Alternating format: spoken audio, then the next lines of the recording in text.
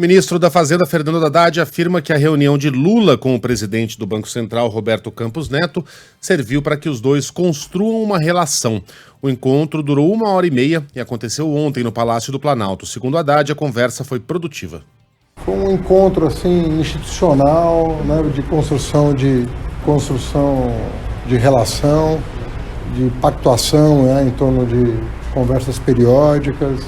Foi excelente. Então vão ter novas conversas. Vão ter. Falou dos juros, que já caíram 2 vezes. Nós não conversamos sobre tópicos específicos, né? O presidente deixou claro o respeito que tem pela instituição. A reciprocidade foi muito boa da parte do Roberto. Foi uma conversa realmente muito de alto nível.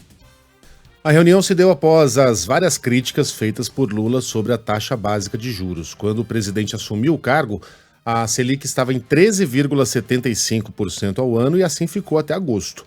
Agora, depois de 2 cortes, está em 12,75%. Antes do encontro com Lula, Roberto Campos Neto esteve na Câmara e afirmou que o governo deve insistir para atingir a meta fiscal.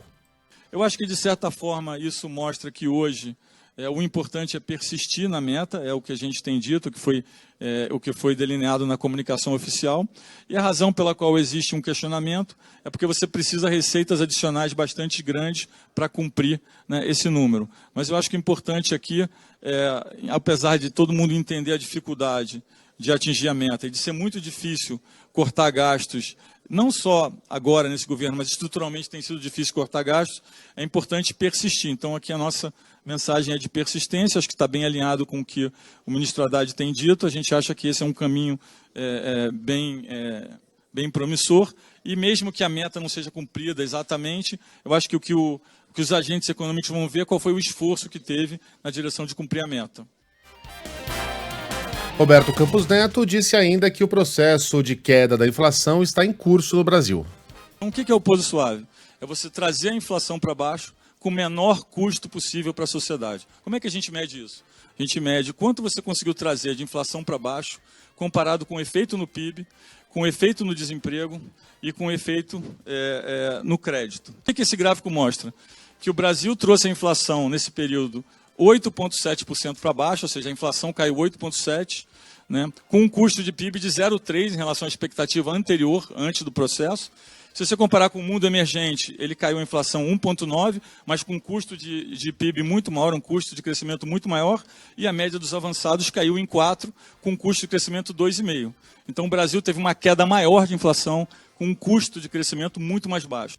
O presidente do Banco Central defendeu ainda a taxação de fundos exclusivos e offshores.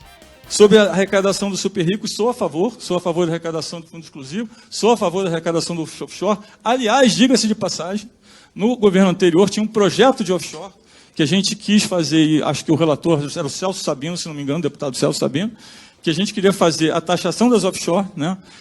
E eu achava que a taxação, a alíquota para a taxação tinha que ser mais alta. Eu pedi que fosse 10%, achei que 10% era razoável, voltou com 6%. Eu, inclusive, acho 6% baixo, para todos que estão aqui, já deixo a minha opinião, acho que tem que taxar mais, né? E tinha uma preocupação com a erosão de base, que é você taxar uma coisa e depois a base ser evaporada. Então, essa é uma preocupação que eu mencionei, tanto na parte do fundo exclusivo, quanto na parte do fundo offshore.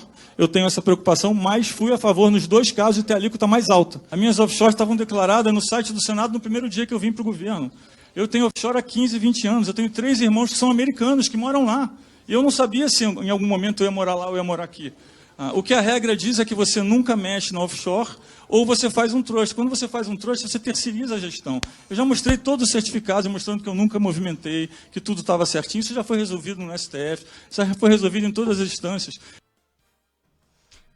Problemas que gostaríamos de ter. Bom, e de acordo com o Banco Central, a taxa de juros do chamado rotativo do cartão de crédito voltou a subir no Brasil. Atingiu 447,5%. 447,5% ao ano em agosto. Uma alta de 4,4 pontos percentuais em relação a julho.